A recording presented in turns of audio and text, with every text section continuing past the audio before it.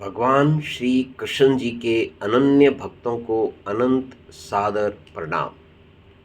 आज दिनांक 13 मई 2024 है।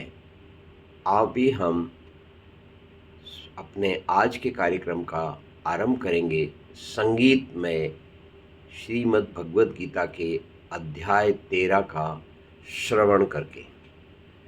आप ध्यान दे सकते हैं कि श्रवण करने से जो लाभ है वो श्रीमद् भगवद गीता के 18वें अध्याय में 71वें श्लोक में भगवान श्री कृष्ण जी ने बताया। भगवते वासुदेवाय नमः।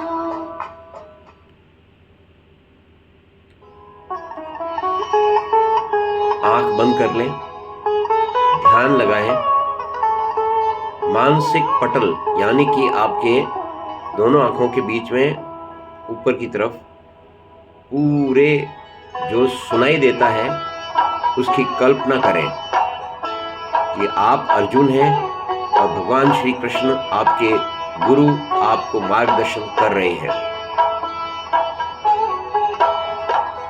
श्री भगवान ने कहा, कौन्तेय यह तन क्षेत्र है, ज्ञानी बताते हैं यही, जो जानता इस क्षेत्र को क्षेत्रज्ञ कहलाता वही।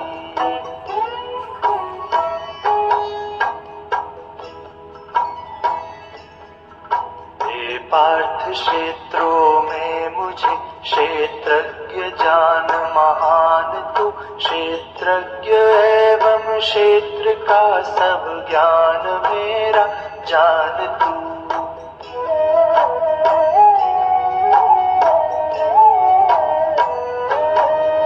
वह क्षेत्र जो जैसा जहाँ से जिन विकारों युत सभी, संक्षेप में सुन जिस प्रभाव समेत वह क्षेत्रज्ञ भी।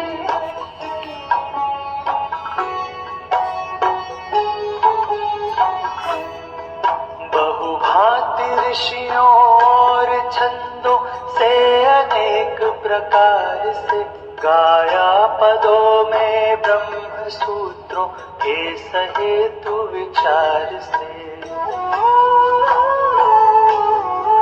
मन बुद्धि एवं महाभूत प्रकृति अहंकृत भाव भी, पांचों विषय सब इंद्रियों के और इंद्रिय गण सभी। सुख दुख इच्छा द्वेष धृति संघात एवं चेतना, संक्षेप में यह क्षेत्र है समुदाय जो इनका बना। अभिमान दंभ अभाव आर्जव शौच हिंसा हीनता धीरता क्षमा निग्रह तथा आचार्य सेवा दीनता। इंद्रिय विषय वैराग्य एवं मद सदैव निवारणा, जीवन जरा दुख रोग मृत्यु सदोष नित्य विचारणा।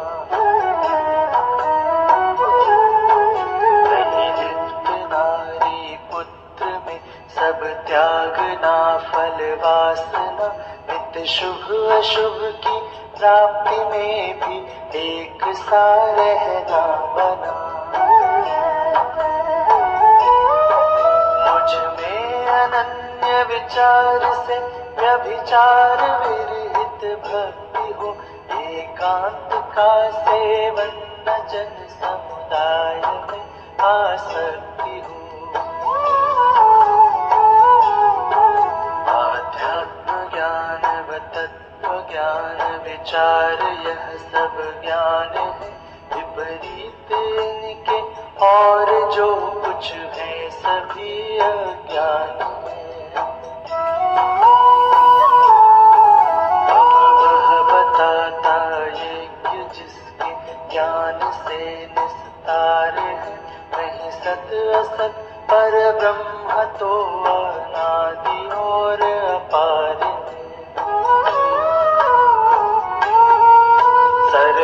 छत्र उसके पाणी पद सिर नेत्र मुख सब ओर उसके कान है सर्वत्र फैला है वही।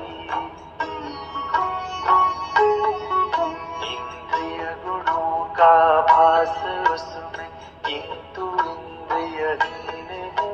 हो अलग जग पालक निगुण हो कर गुणों में लीन है। भीतर व बाहर प्राणियों में दूर भी है पास भी वह चर अचर अति सूक्ष्म है जाना नहीं जाता कभी। अभिव्यक्त होकर प्राणियों में वह विभक्त सदैव है। वह ज्ञेय पालक और नाशक जन्मदाता देव है।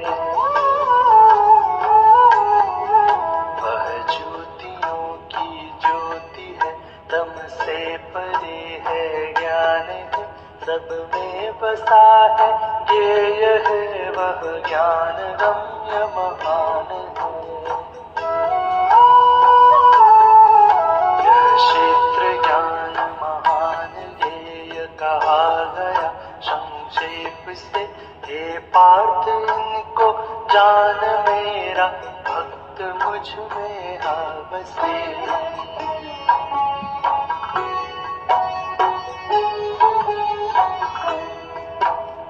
प्रकृति एवं पुरुष दोनों ही अनादि विचारे। पैदा प्रकृति से ही समझ गुण तीन और प्रकार है। कार्य एवं करण की उत्पत्ति कारण प्रकृति ही। इस जीव को कारण कहा सुख दुख भोग निमित्त ही। रहकर प्रकृति में नित्य पुरुष करता प्रकृति गुण भोग है। अच्छी बुरी सब योनियां देता यही गुण योग है। दृष्टा वनुमंता सदा भरता प्रभोक्ता शिव महा। इस देह में परमात्मा उस पर पुरुष को है कहा। ऐसे पुरुष एवं प्रकृति को गुण सहित जो जान ले। बर्ताव कैसा भी करे वह जन्म फिर जग में न ले। कुछ आप ही में आप आत्मा देखते हैं ध्यान से। कुछ कर्म योगी कर्म से कुछ संख्य योगी ज्ञान से। सुन दूसरों से ही किया करते भजन अनजान है। तरते असंशय मृत्यु वे श्रुति में लगे मतिमान है। जानो चराचर जीव जो पैदा हुए संसार में। सब क्षेत्र और क्षेत्रज्ञ के संयोग से विस्तार में। अविनाशी ईश्वर सर्वभूतों में रहे समनित्य ही। इस भांति ईश्वर को पुरुष जो देखता देखे वही। जो देखता संभाव से ईश्वर सभी में व्याप्त है। करता न अपनी घात है करता परम पद प्राप्त है। करती प्रकृति सब कर्म आत्मा है अकर्ता नित्य ही। इस भांति से जो देखता है जन्म ही।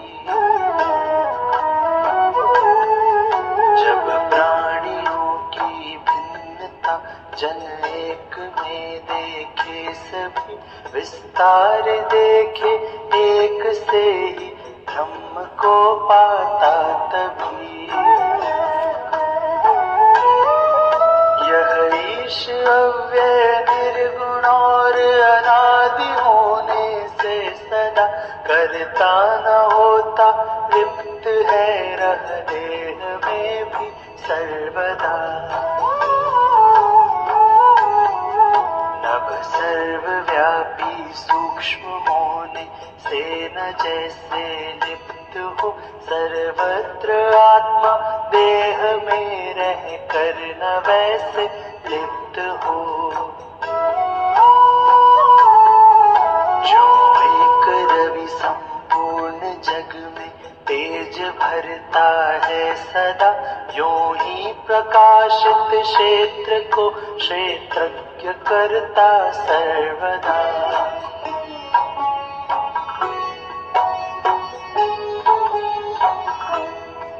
क्षेत्रज्ञ एवं क्षेत्र अंतर ज्ञान से समझे सही, समझे प्रकृति से छूट न, जो ब्रह्म को पाते वही।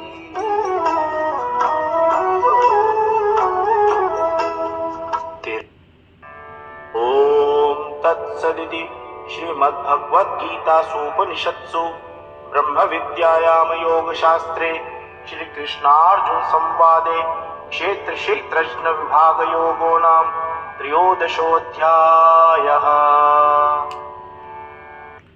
भगवान श्री कृष्ण जी के